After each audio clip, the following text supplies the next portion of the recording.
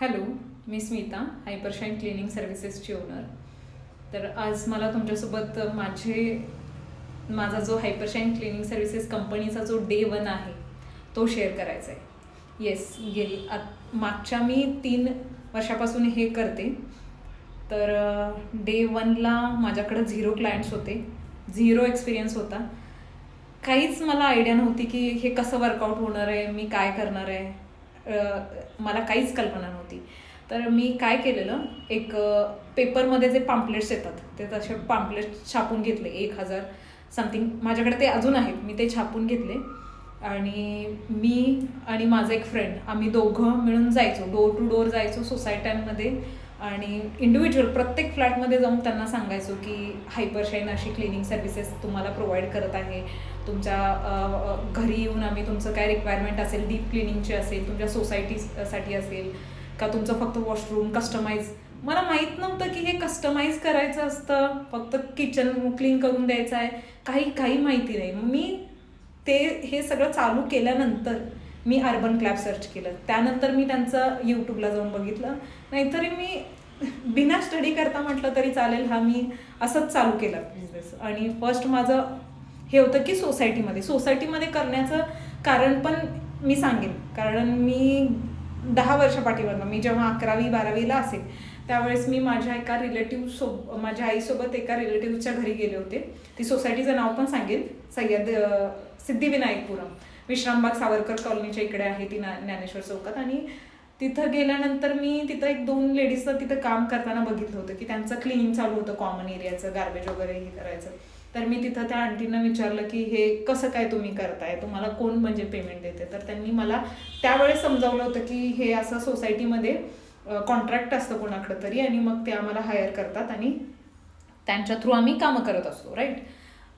त्यावेळेस माझा असा प्लॅन झालेला की येस बॉस, आपण आता 12th नंतर, आता मी 11thला होते, 12th झाली की माझं 12th व्हायच्या आधीच माझा प्लॅन होता की आपण एक तरी अपार्टमेंट अशी चालू करू. आणि माझ्यासोबत कोण तरी, मी आईला एवढं इन्फ्लुएन्स केलं, एवढं कन्व्हिन्स केलं की काय नसतंय, आपण हँडग्लोव्ज घेऊ, हे करू ते करू, ब्ला ब्ला ब्ला.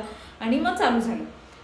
पण ते तेव्हा काही वर्कआउट झालं नाही आणि मग ते आम्ही केलं नाही. माझं 12thचे एक्झाम वगैरे होत्या आणि मग आई पण आम्ही विसरून गेली, मी पण, आम्ही ते सोडून दिलं. मला आता माझं रिसेंट ग्रॅज्युएशन झालं माझं 2-3 वर्षापाठीमागं.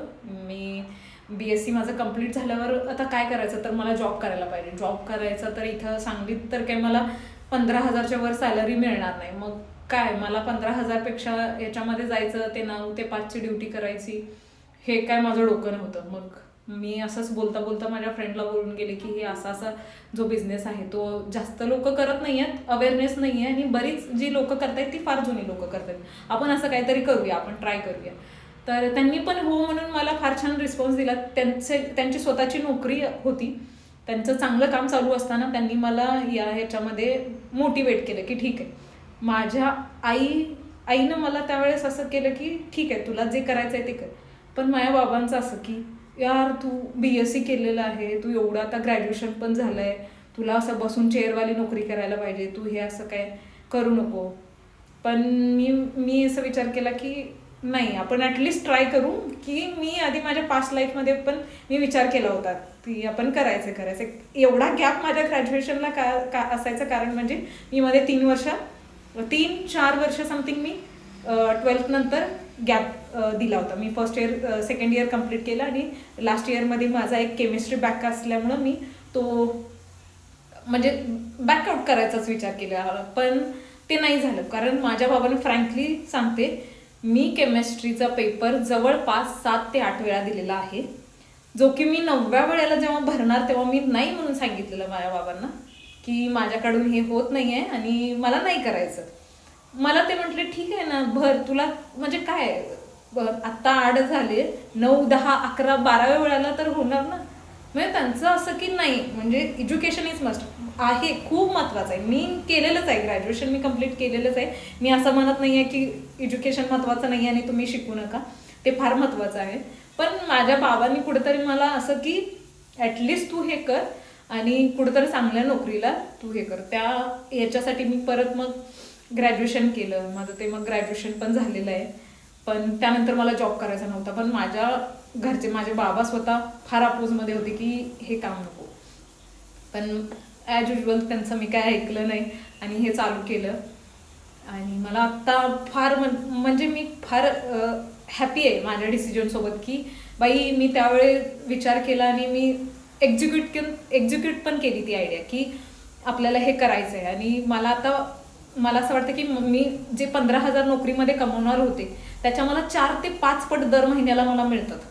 माझ्याकडे आता कामासाठी जवळपास 40+ लोक आहेत आणि मी फार म्हणजे खरंच खूप हॅपी आहे. मला असं फार बरं वाटतंय की मी माझ्या ज्या पॅशन आणि माझे जे विचार होता त्यावर मी स्टिक ऑन राहिले आणि हे केलं.